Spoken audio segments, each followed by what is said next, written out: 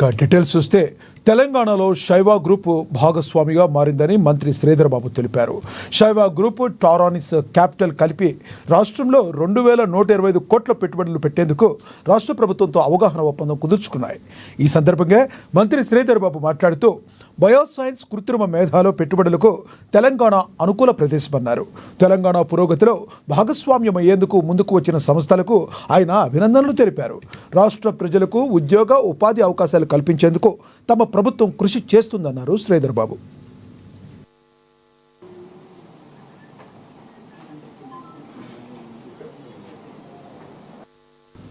ఏడాదిన్నరలో 60,000 ప్రభుత్వ ఉద్యోగాలు, ప్రైవేట్ రంగంలో 1,00,000కు పైగా ఉద్యోగ అవకాశాలు కల్పించామన్నారు. ఏడాదిన్నరలో 3 లక్షల కోట్లకు పైగా పెట్టుబడులకు అవగాహన ఒప్పందాలు కుదిరాయని చెప్పారాయన. ప్రభుత్వంపై నమ్మకంతో పెట్టుబడిదారులు ముందుకు వస్తున్నారన్నారు. యువత మన ఆస్తి, వారిలో నైపుణ్యాలు నింపేందుకు స్కిల్ యూనివర్సిటీ ఏర్పాటు చేశామని తెలిపారు. రాష్ట్రం అవకాశాల గని, ఆవిష్కరణలకు, అవకాశాలకు, ప్రతిభకు కేంద్రమని పేర్కొన్నారు. అంతర్జాతీయ భాగస్వాములను రాష్ట్రం ఆకర్షిస్తుందన్నారు శ్రీధర్ బాబు.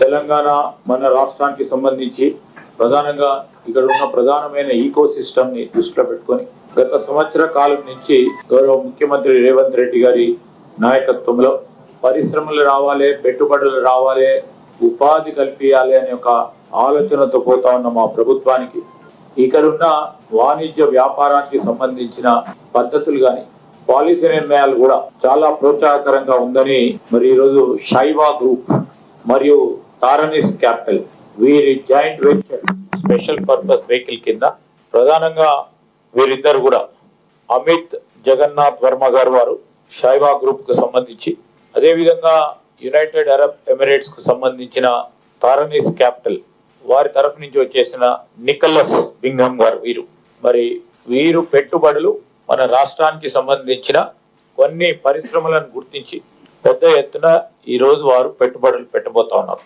మరి ఒకటి రెవల్యూషన్ బయోటెక్ సంబంధించి 1,360 కోట్ల రూపాయల రెవల్యూషన్ బయోటెక్ కు సంబంధించిన మరి గ్రూప్ అధినేత కూడా వారు ఇక్కడ ఉన్నారు, రవిచంద్ర గారు. వారి 1,360 కోట్ల రూపాయలు పెట్టుబడులు ఈ కంపెనీలో వారు పెట్టడం